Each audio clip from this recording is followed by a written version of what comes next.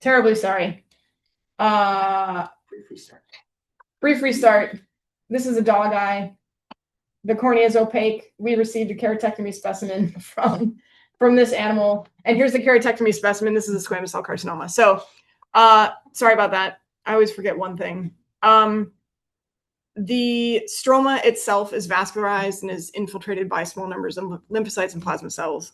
So this is a very easy diagnosis. This is a squamous cell carcinoma of the cornea. So they probably at the time that they did the keratectomy, they perhaps knew that it was a little bit more widespread, and they just wanted to see what it was and or confirm their suspicion of squamous cell carcinoma before deciding what sort of treatment to go forward with. So here's the globe. I'm just going to start at this level. So here's the cornea, and peripheral cornea is looking pretty normal. But as we progress toward the center, you can see that we have a very similar neoplastic process occurring here. It is maybe focally ulcerated here, but actually I think the epithelium is intact there. But we do definitely have a divot here, which is perhaps where they removed that previously submitted keratectomy specimen.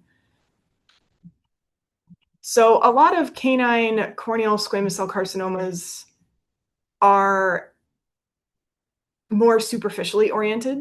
So they can actually be carcinoma in situ, where they don't actually invade into the stroma past the basement membrane. This is a little bit of an unusual one in that we have really naughty, nefarious little lobules and trabeculae of neoplastic cells diving deeply into the corneal stroma.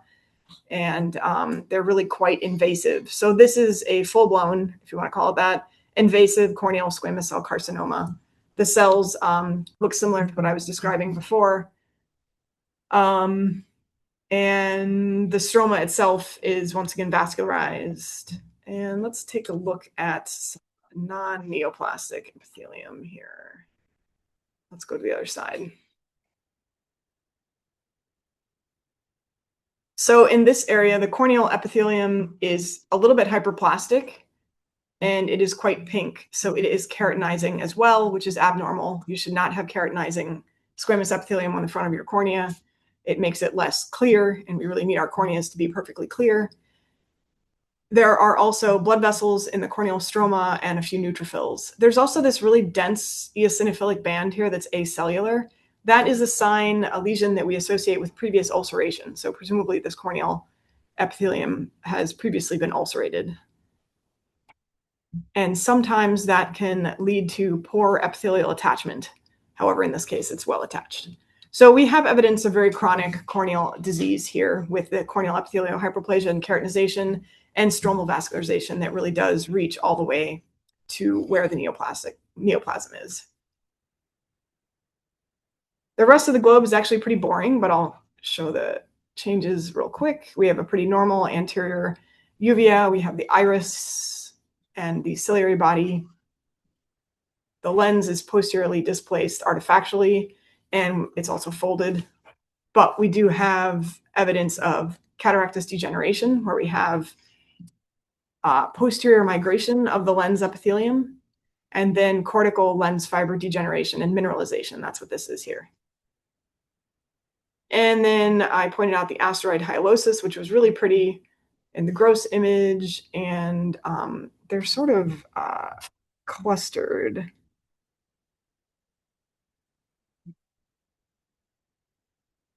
There are these pale purple gray blobs here. So that is what asteroid hyalosis looks like. Okay, so pretty straightforward diagnosis, but a very nice case where we got the keratectomy first, and then they enucleated. If these corneal squamous cell neoplasms are fairly well delineated and not invasive, they can actually be cured by keratectomy if they get all of it. In this case, it was pretty invasive. So, and as I said, I suspect that they knew that. So here are the diagnoses. So that was that previous keratectomy. And then the enucleated globe, we have a corneal squamous cell carcinoma that was removed with clean margins at this point. So good prognosis for the dog overall. The corneal squamous cell carcinomas, if they ever metastasize, it would be very late in the disease when it is quite extensive. This one, I did caution them that even though that is generally the case, this one was exhibiting quite invasive behavior, and I did suggest that they stage the patient. And as I said, there was also this keratitis with epithelial hyperplasia and keratinization and stromal vascularization. I didn't really point out the fibrosis. So this dog probably had chronic keratitis, and we know that that is a predisposing condition for developing corneal squamous cell carcinoma. And it is also most often diagnosed in brachycephalic dogs. And remember, this one was a Shih Tzu. So anyway, just kind of a tidy little case. I thought it was a nice example. And also a little bit unusual based on how invasive it was. So, cool. Any questions? Cool. Let's move on. This is an eye from a 7-year-old domestic short-haired cat. We got the left eye. This is a representative photo because we didn't take a picture of it because it was relatively boring. But what we do have, corneas at the top, and in the actual case as well, we had a pretty obvious cataract, and then everything else looked pretty normal. So we didn't really note any anterior uveal abnormalities or retinal abnormalities or optic nerve head abnormalities. Let's see here. They said inner break in epithelium affected with keratic precipitates. There was trace flare and epiphum and rubiosis iridis, which you usually get when there's a nicely vascularized pre-iridal fibrovascular membrane, and it sort of gives a red hue to the iris. They also say there was some pigment on the anterior lens capsule and that there was cataract, and I think they forgot to finish that sentence, so I won't share it. They said the other eye has iris to corneal persistent pupillary membrane, possible anterior segment dysgenesis, or healed corneal perforation. And that was diagnosed in 2019, so a couple years ago. Grossly speaking, what we have is a cataractus lens, and that was pretty much what we had. We thought the vitreous was a little bit thin in this specimen. So let's jump to the slide.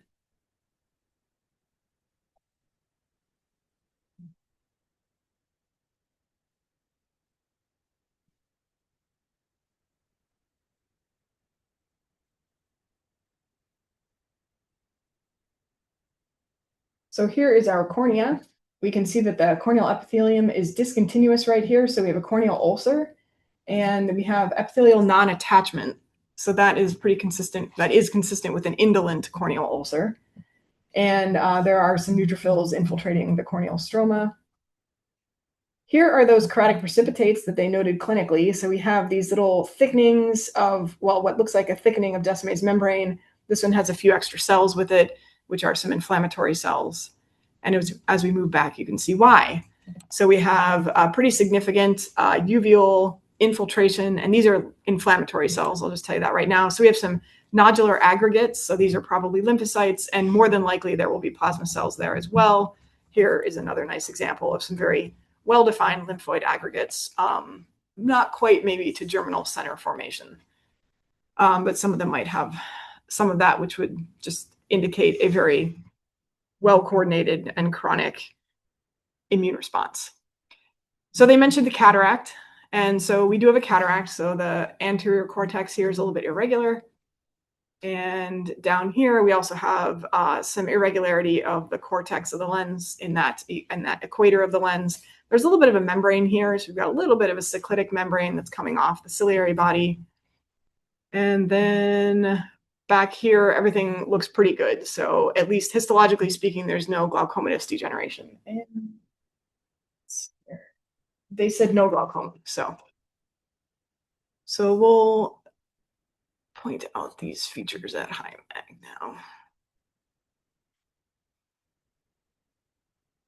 So here's where the epithelium is absent. This is the ulcerated area, and all these little purple dots in here are neutrophils crawling through the stroma there. So we have a bit of a neutrophilic keratitis to go along with our indolent ulcer. As we go down here, we'll take a look at these cells.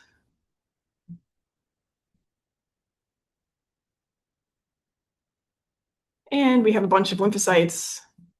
They are varying size, so this is probably trying to become a coordinated lymphoid follicle there. And then here's actually mitotic figure. maybe a little lymphoblast there. And then what we also have is these cells with the perinuclear clear zone and the eccentrically placed nucleus. Those are plasma cells. So this is an indication of a fairly chronic lymphoplasmacytic uveitis in this patient's eye. Oftentimes, 99.9% of the time, we don't know what causes it in cats. So in this case, however, we have an idea of what's causing it if I could find the lens. Okay, so as I said, the cortex of the lens looks pretty abnormal here.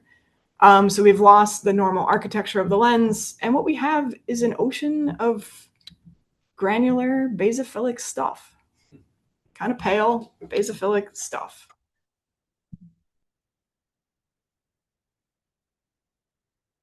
Okay, not helpful. Anyway, so this is pretty unusual for a cat or for a dog. If this was more identifiable as mineral, that would be very normal. Like cataract degeneration often includes mineral accumulation in the lens. But in this case, it doesn't have the appearance of mineral. So I was really curious what this was. Oops, I guess I can't go higher than that. Sorry, folks. I had a suspicion for what this was, so I ordered a gram stain. Before I show you the gram stain, however, I'm just going to show you. So this little membrane out here does have some inflammatory cells in it.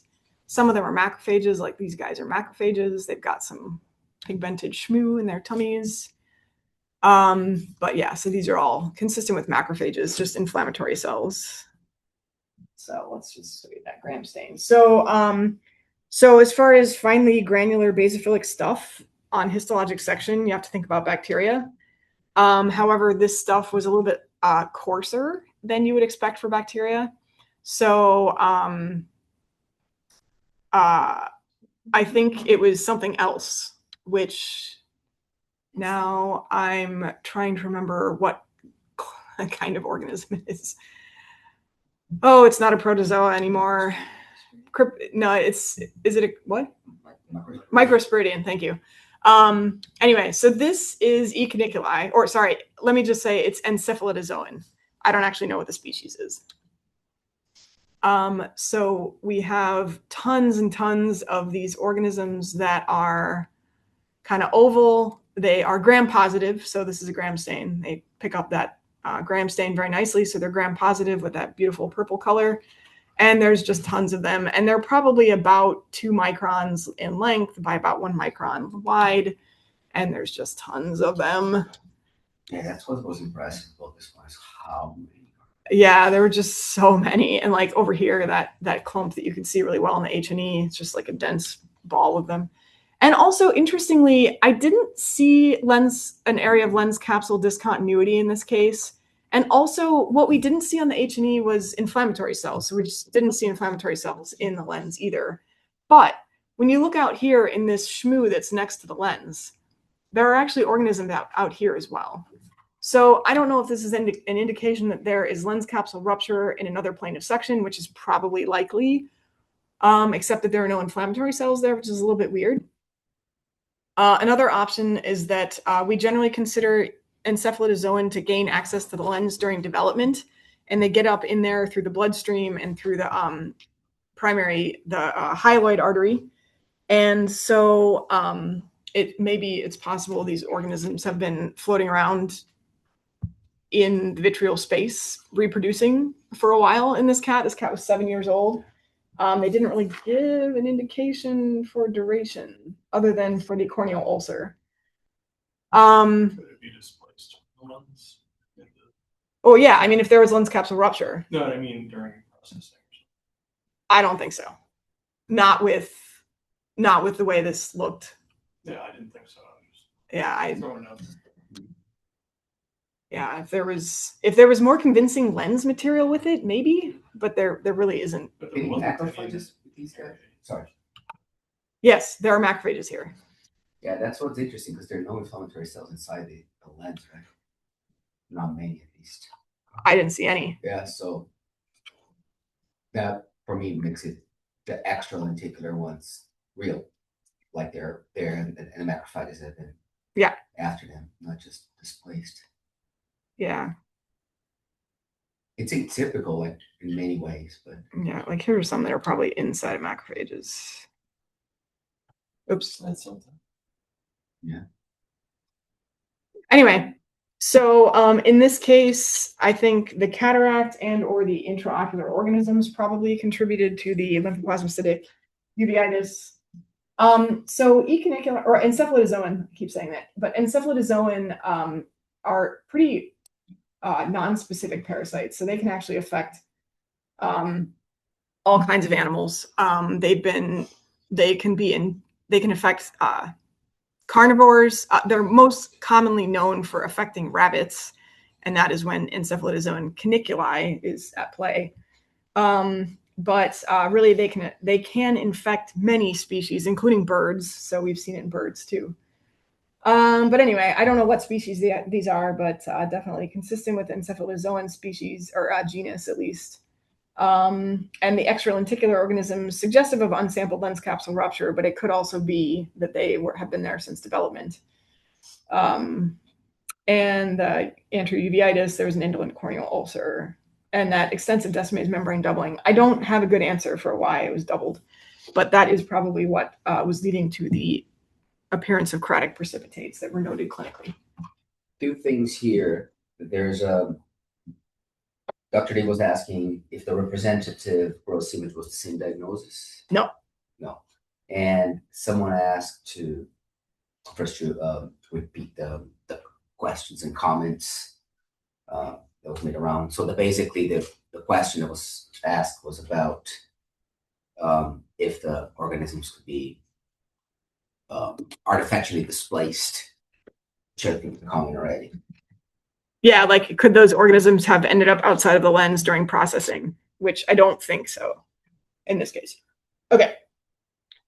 Cool. All right. Some cool cases. Let's see here. Oh, the other eye they thought had anterior segment dysgenesis. This eye did not have anything that I would consider to be anterior segment dysgenesis. So no axial defects in Descemet's membrane or abnormalities of the iridocorneal angle. So I can't help them with the other eye. Any systemic? Probably has encephalitozoon. I mean, it could, but I mean, rabbits can have it unilaterally as well, in the eye at least. Probable FHV1, they say. Okay. So feline herpes virus, which could explain the indolent corneal ulcer, or just the corneal ulcer. All right.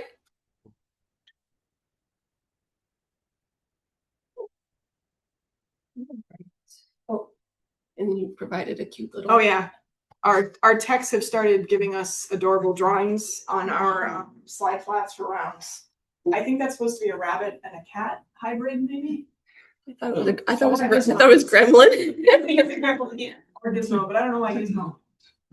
Maybe Gizmo is good. When you open cell sense, can you increase the exposure Yeah. box. Yeah. All right. So this is Jamie. I've got the next two cases for you today. First up is a 12-year-old male-neutered Chihuahua mixed dog who had an unfortunate traumatic incident about a week ago and has been painful with diffuse edema since then. And so they decided to take the eye. And so that's what we have here. Here's our hemisection. Here is our cornea at the top. Grossly, we did note that there was a dorsal equatorial scleral defect, which I think is just out of plane of section here in this cross section. It did have irregular edges, and it was a little bit difficult to tell if maybe this was part of the traumatic event or if it could be an iatrogenic laceration. Sometimes we get that with the globes just during surgery, or if they remove some tissues, sometimes they can accidentally nick the globe. So it was difficult to tell grossly if that was a true scleral defect or an iatrogenic one, but we will look at that closer histologically. We did note that the conjunctiva and some of the muscle attached to the globe still was a little bit firm, so we left it on. And our main thing here, we can see some hyphema and some tan material here in the anterior chamber. Our lens is a little bit cloudy. If we follow our uveal tract here, we've got iris, ciliary body, and then we can follow the choroid here, and it is elevated and separated here from the sclera, pretty much circumferentially by this like tan and dark red material. So we will look at that. Our retina here is this kind of tissue paper looking material here. It's very wrinkled. Sometimes that can be an artifact when we cut into the globe. Other times it can represent true retinal detachment. So another thing that we will confirm when we look at it histologically. Oops. Oop, just kidding. Remember my buttons. All right. This little thing. My pen.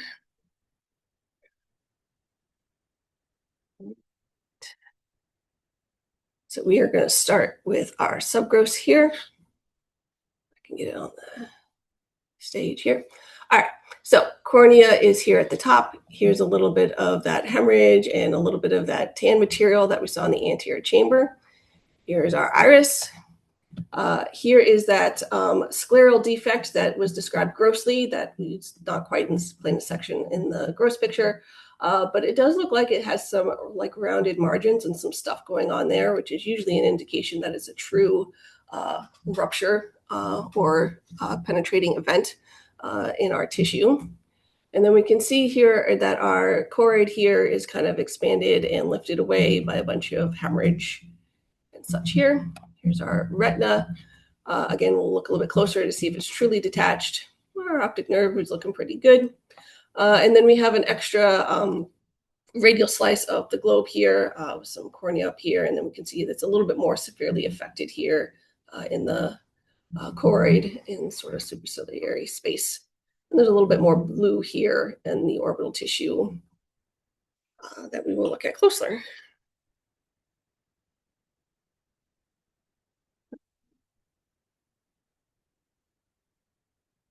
So starting out here, here is our cornea.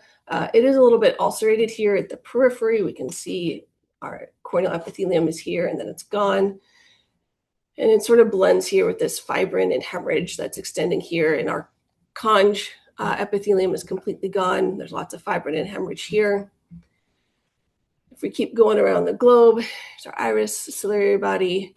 Here is that defect here. Again, really rounded edges. And we've got some hemorrhage that's maybe tracking in or out of the globe here and some fibrin and stuff on the edges of this defect. So indicating that is a true rupture of the sclera there. If we keep going, we can see our hemorrhage here in the choroid and in this suprachoroidal space.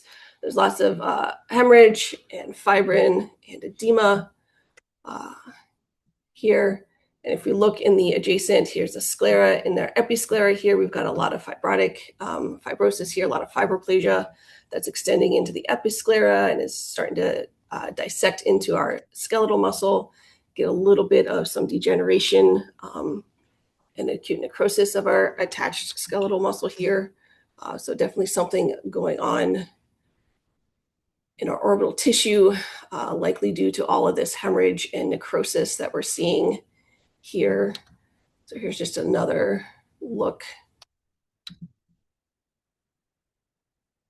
where we get all this hemorrhage, edema, fibrin, some necrosis, and then a lot of fibroplasia coming in, trying to organize this and try to resolve it, but it's probably going to not be super successful. So here's that fibrosis here in our skeletal muscle that would account for sort of the firmness of the attached tissue on the globe. Let's see. And then if we come back inside the globe, actually, I think the lens was fairly okay histologically. And if we take a closer look at our retina, we can see that we do have some hypertrophy of the retinal pigmented epithelium, sometimes known as tombstoning, which is an indication that our retina has been detached. We also have a little bit of blood in that space beneath. And we can see that our autophotoreceptor segments are sort of a little tattered and short. And we can see some inflammatory cells underneath. So all indications that there is true retinal detachment in this case. And then, like I said, the optic nerve head and the optic nerve were relatively unremarkable histologically. So there's a lot of a lot of hemorrhage, fibrin edema, which supports their trauma. There's a bit more necrosis and stuff going on here. So any ideas of maybe the specific type of trauma that maybe this dog encountered? Got crickets here. Crazy erratic bouncing ball, I hear. Not this time. This time, the dog interacted with a rattlesnake. So this is an example of a rattlesnake bite. They didn't specifically say where, presumably periocular, even the eye, if that traumatic scleral rupture is because of the snake bite itself. So usually these cases with the intraocular hemorrhage, you get a lot more necrosis and stuff associated with the snake bites, usually thought to be due to the proteolytic factors and neurotoxins and the venom from the snakes. There is a published paper here of a case report of 19 cases. They found that typically these dogs are a little bit older, median age about 8. That terriers are commonly affected. Kind of makes sense. They said that the top states included Texas, California, and Arizona. This dog happened to be from California. They do say that they found a range of the time of year was between February and October, with August being the most active month for these sort of cases. And usually clinically, they would see facial edema, corneal ulceration, keratomalacia, uveitis, hyphema, and secondary glaucoma usually develop. And then again, histologically, that extensive necrosis, and then oftentimes retinal detachment, lens capsule rupture, and then the intraocular hemorrhage, and stuff like that. So, yeah, just to highlight that idea of this case is happening the hotter months of the year. I think Jamie got that one case, and I got a different flag from the same clinic. This one had a haster rattlesnake bite. Mine didn't. Mine was way more classic, like advertising. And I remember finishing the report and asking the comments, and yes, this was a snake encounter. I don't know if you have any snake encounters in your area. Then I left my desk. We sat together to do readouts and read this case from the same clinic. It's like, well, that answers my question about rattlesnakes around. So yeah, this time of the year. And think about short dogs that are close to the ground and they like to go head first in holes. You know, what was this one? Was a Chihuahua mix? Yes. I wouldn't count them as hunting dogs, but Feisty. yeah, fishes and close to the ground. Little land sharks. Dachshunds. Right. Yeah, dachshunds. Badgers. All right. Next up is a 10-year-old female spayed golden retriever dog. We got the left eye that they described significant uveitis and a ventral iris mass at the 7 o'clock position. They said that there was functional vision present, but it was reduced, and there was mydriasis and corneal haze on presentation. They said yes to glaucoma with an IOP of 28, and they said the other eye is normal. And they didn't comment one way or the other if there was any systemic abnormalities in this patient. Again, here's our hemisection of our globe. Cornea is at the top. It's a little bit hard to see it all the way around because there's a lot of this white tan material filling the anterior chamber. It kind of lines our anterior uvea and maybe even infiltrates it here. comes around and starts to surround the lens. The lens itself is looking pretty cloudy and cataractous. And you can see that there's just a lot of like goo and stuff in the vitreal space. And then our retina here is partially detached. So it looks a little bit more like a true detachment rather than wrinkling like we saw in that other case. All right.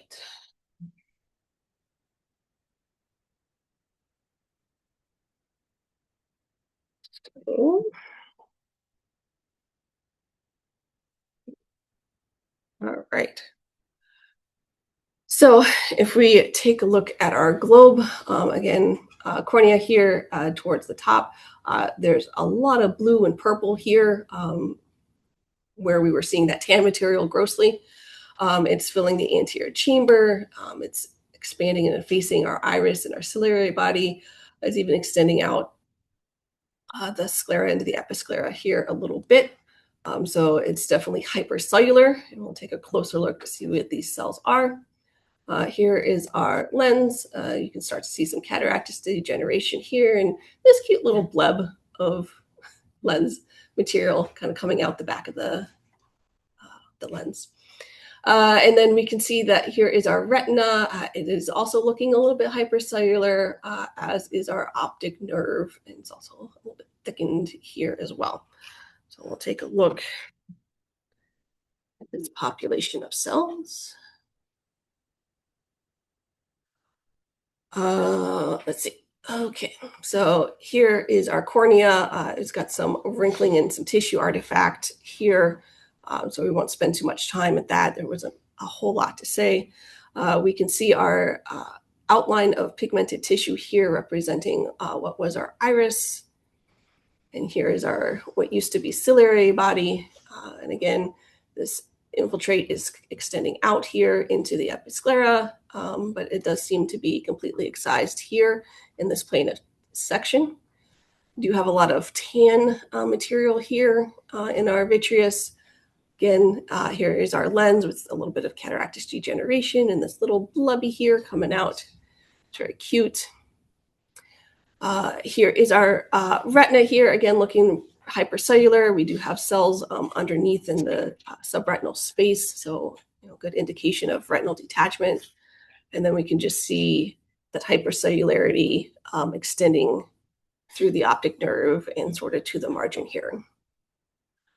So we need to decide if this infiltrate is inflammatory and neoplastic. So as we go closer, I'm going to kind of stay out of the periphery. There's a little bit kind of more artifact is centrally in the infiltrate, but we can start to see that we have kind of a monotonous population of cells that are fairly monomorphic. So this is a neoplastic population of cells.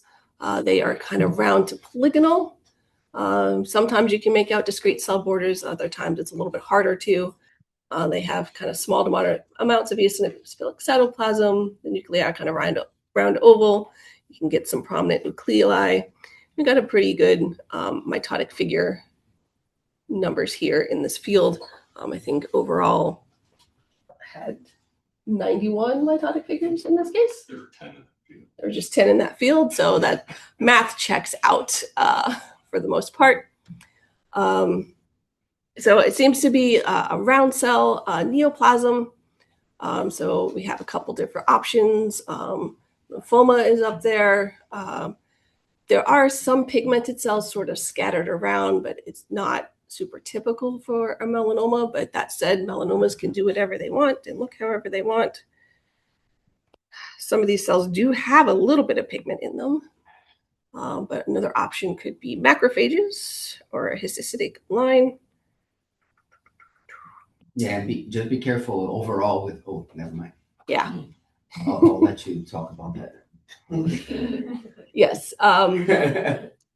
Yeah. So sometimes it's difficult when you looking at the cells in the uveal tract, trying to figure out if the cells there are part of the normal melanocytic population in the uveal tract, if they are potentially histiocytic cells that are phagocytosed melanin pigment. This guy is a very large multinucleated cell. with some pleomorphism in the nuclei. And then, of course, our melanocytic tumors that often have pigment in them as well. And if we come over here, start to see some more pleomorphism here in the cells. So we can start to pick out more multinucleated cells here. This one's got maybe almost 10 nuclei. Again, lots of mitotic figures. This one is kind of like a donut-shaped nucleus, probably just artifact dissection. So you got a little bit more increased pleomorphism depending on where you land in the neoplasm. And then just continuing on with other findings here, again, cataractus changes in the lens. So we have these lovely liquefied lens fibers. We've got forming these little globules here that are more ganglion globules. This thin lens capsule indicates we're at the posterior portion of the lens, and we can see our lens epithelium is back here, so it's posteriorly migrated, which is also indication of cataractus change. The lens capsule sort of gets a little bit hard to identify here around this blubby tissue of degenerate lens material that comes out. So it seems like there's maybe a lens capsule rupture here with some extrusion of the lens material. Again, not very inflammatory here with it, but maybe something that occurred kind of around the time of enucleation is a possibility.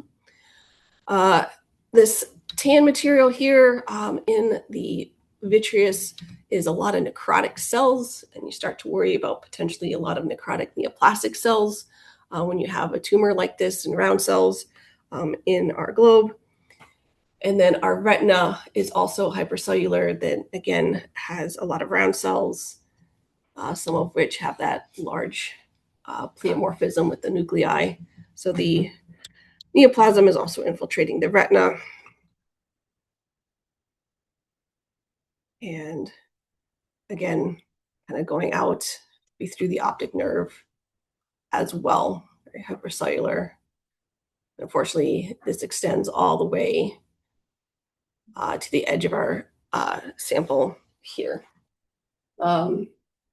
So I did offer some immunohistochemistry just to confirm potential round cell neoplasia.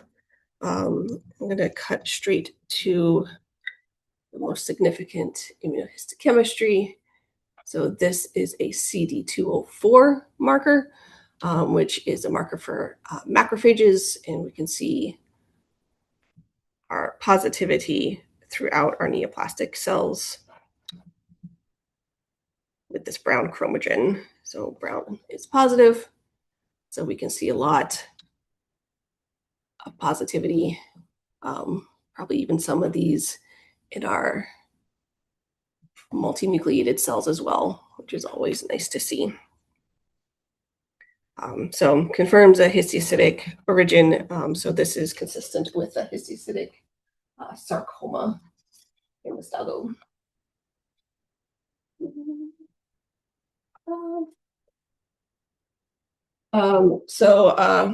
As mentioned, the orbital margin, kind of all the tissues around the globe looked clean from this tumor, but the optic nerve head did look, or the optic nerve margin did look dirty. So there's always potential for local recurrence and maybe even extension of that optic nerve. But also it is kind of unclear whether our intraocular histiocytic sarcomas are a primary ocular tumor or if they're more representative of metastatic lesion and more systemic involvement of this tumor. Usually when we diagnose it first in the eye, it's a pretty poor prognosis, and that the systemic disease tends to already be pretty advanced in these patients. Based on the cases in our database, we have an average survival time after diagnosis of about 3 months. So recommended staging the patient if it hadn't already been performed, or we're always interested in getting those results. But I don't think we've heard anything back from this case, so I'm not sure what their systemic involvement is. It's not uncommon for us to receive an eye with like that and make the diagnosis of histiocytic sarcoma kind of first in the eye, and then either right afterwards or while the eye is being processed to receive a call telling us the dog's not doing well, there's systemic disease already. So pretty theoretically, sounds like a pretty rapid progression of the disease, and maybe it's just easier to see in intraocular mass when you can identify that mass, and that's why we end up diagnosing first in the eye. I mean, that's hot. That's Yeah, really hot. Right. very high mixed rate. Yeah, then they usually look like that. That's, seems like those are higher than what we see with a lot of the professional histiocytic sarcomas, non-ocular issues. Yeah, so the comment was that it looked like these were even worse looking cells and more mitotically active than the systemic ones, or the not ocular ones. Without.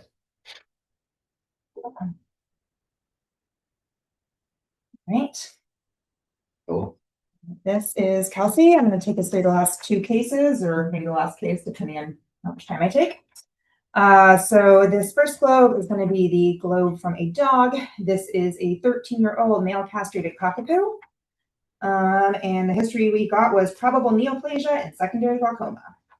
Yes. Yep, check.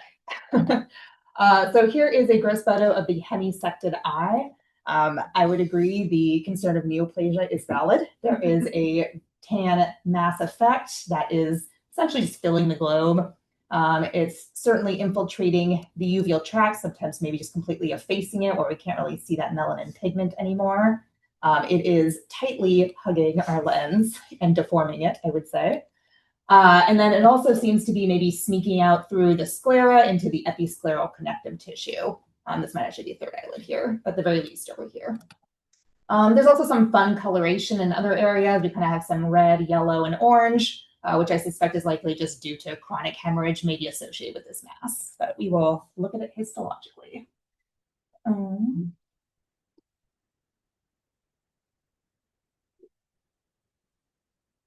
We will attempt a subgross to the best of my ability. Okay. Oh yes, let me flip this around. So due to the distortion of this globe, it was a little bit hard to fit it on the slide correctly. So it's kind of wonky orientation. But there we go. Okay, so our cornea is up top. We do have a little bit of our third eyelid right here. And then somewhere way in the back, there's like a tiny little tangential section to our optic nerve. And indeed, here is our mass.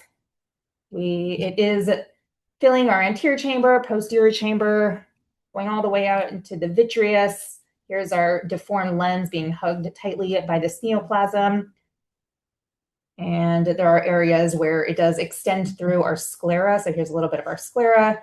It's out in the episcleral connective tissue. It's also bulging out through the conch, making this little tiny exophytic bleb. There are some areas where we have clear space. This is probably just a processing artifact. If we're able to use our generative fill, like in Photoshop, this would probably all be neoplasm as well.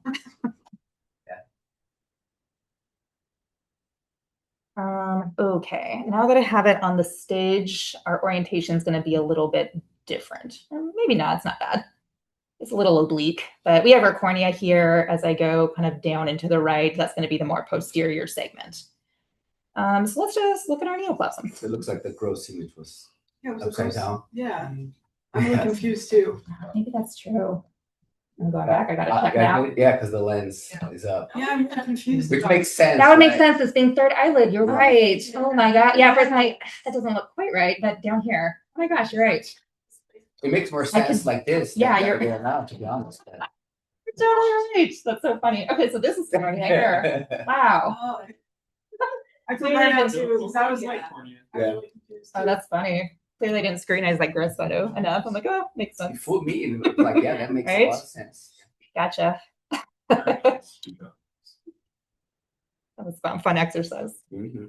Okay, so let's look at this neoplasm. That was on purpose, right? Yeah, right. That was Sure, you guys are. everyone's paying attention, right? Clearly, I'm not.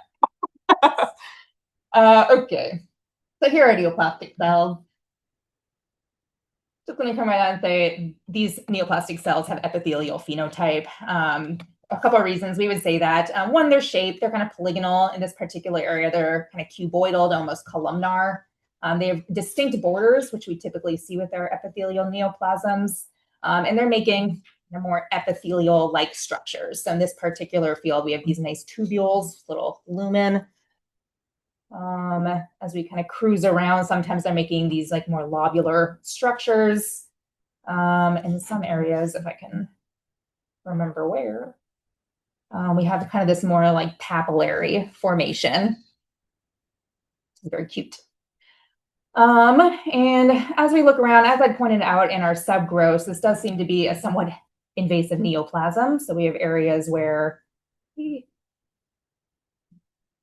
seems to, let's see if we can find it. There we go. Infiltrate into our uveal tissues. There are some areas even with concerns for vascular invasion. So we have a vessel lumen and we have cells in there. Same within our uveal tract. Some areas that look maybe concerning for vascular invasion. And as we move around over to our kind of conjunctiva and episcleral tissue, again, areas where it does seem like it is acting highly invasive.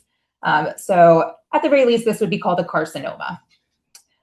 Looking, kind of finding those areas where there are little tubules and papilla. Something I was trying to look out for cilia. In some areas, I don't know, some of this kind of just looks like blooding. I had a hard time finding things that I would distinctly call cilia. Were you convinced of it? No. Okay. It was really suspicious. Okay. Maybe a goblet cell or something. The audience is suspicious for cilia, which I was as well. A lot of areas that I looked at, hemmed and hawed over, and I couldn't quite convince myself completely, unfortunately. So if there were cilia here, that would be much more concerning for a carcinoma metastatic to the eye, most commonly from the respiratory tract. In this case, yeah, I couldn't quite bring myself to commit to it. So I kept it at carcinoma, which I will talk about a little further. Some cleanup with this neoplasm. There are also areas of necrosis and evidence of hemorrhage in here. So we have these areas where there's loss of that definition and architecture of neoplasm, and it's just eosinophilic debris. We have some melanin pigment. We have these little cholesterol clefts, likely due to breakdown of the cell membranes. And as we go into the vitreous, other areas, again, more necrosis, and we have those colors we saw grossly due to blood breakdown. So we have some extracellular hematoidin pigment. If I go closer, we also have some macrophages with hemosiderin in their cytoplasm. So just evidence there's been chronic hemorrhage likely associated with this necrotic neoplasm. Some other cleanup here. There's a lot going on just due to this very invasive neoplasm. We do have evidence of chronic corneal disease. We have epithelial hyperplasia. This is our corneal epithelium. We have a very robust layer of this nucleated keratin, which there should not be keratin on your ocular surface. The corneal stroma also has vascularization. There is some fibrosis too, just areas where the stroma looks a little bit denser, and some inflammation here and there, mostly neutrophils. These guys. As we kind of move around, I kind of briefly showed our lens. Our lens has a nice hypermature cataract at this point. So we have this wrinkling of the lens capsule. There are some areas where we have fibrous metaplasia of the lens epithelium. So we no longer have a distinct layer of lens epithelium. Instead, there's just this thick layer of fibrous tissue. And then there's also extensive liquefaction of the lens fibers. So we no longer have the kind of distinct crystalline lens formation. Instead, it's just this pools of eosinophilic material. There was some mineral in here as well. And that kind of is just a circumferential change. Nice hypermature cataract. And then moving back somewhere, there isn't really a distinct retina to be seen. I suspect a lot of it is effaced by this neoplasm. In some areas, like here, We have some little residual vessels, which I would imagine might be our retinal vessels. There's just no retina otherwise to confirm it, or retinal cells. Something else to point out with these vessels is we can see there's this kind of purple, almost brownish coloration to the vessel walls. This is iron deposition. Some may call this ferrugination, which is just an indication, again, of chronic hemorrhage. All the cool people call it that. Someone in the audience said, who sounds pretty cool. Close. And then, here's our optic nerve. It's not looking great anymore. We don't really have very much left here, right? It is a miracle that our histology team even found our optic nerve. Looks quite atrophied. We really just have these like beams of collagen left, supporting a little bit of residual axonal material. So that's kind of the tour of this very messed up eye. Biggest thing being that there is a carcinoma in this eye. So a couple of differentials we could consider for this is, one, this could have been a carcinoma that metastasized to the eye from a different location. If we'd seen cilia or goblet cells, something like that, that would help support that differential, but still a valid differential in this case. If this was a neoplasm that was primary to the eye, it would be most consistent with a pleomorphic iridociliary adenocarcinoma, which is a malignant neoplasm that arises from the iridociliary epithelium. And it does have metastatic potential. So in a subset of cases, we have found disseminated metastases, usually to the lung, liver, kidney, and also to the abdominal cavity. And with pleomorphic iridociliary adenocarcinomas, some of the dogs do have a history of ocular trauma or intravitreal gentamicin injection, so chemical ciliary body ablation. And oftentimes they also have a history of just long-standing ocular disease. So in this particular case, I didn't feel quite comfortable landing on one or the other, so I just offered the diagnosis. Poorly differentiated intraocular carcinoma, and said that probably patient staging would be the most prudent next step to assess for a primary neoplasm or for metastatic disease if this was a pleomorphic iridociliary adenocarcinoma. What's that? And or for metastatic. Yes, and or for metastatic disease. Yep, and in this case, glaucoma, I'm sure, was present. We couldn't really verify it since there's not really much retina or an optic nerve head to look at this stage. There is optic nerve atrophy, so maybe that could be due to glaucoma. There's a great reason for it. We really don't have any aqueous drainage pathway to speak of at this point. It's just totally clogged up, I'm sure, by this neoplasm. Drainage, reduction, or space for aqueous. That is true. There's just nothing happening anymore with the aqueous. There wasn't even space for the lens. Yeah, right. The lens is on its way out as well. Okay.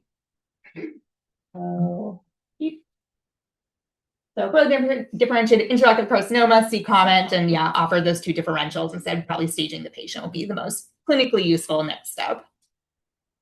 And that was it for that one. I don't think I have time. I only have 4 minutes, so I could probably just end it there. Save for next time. Okay, sounds good. Are there any questions in the chat? Any questions in the audience? All right, cool. In that case, we'll end a little early and we'll see you all in 2 weeks. Thanks everyone that joined us online.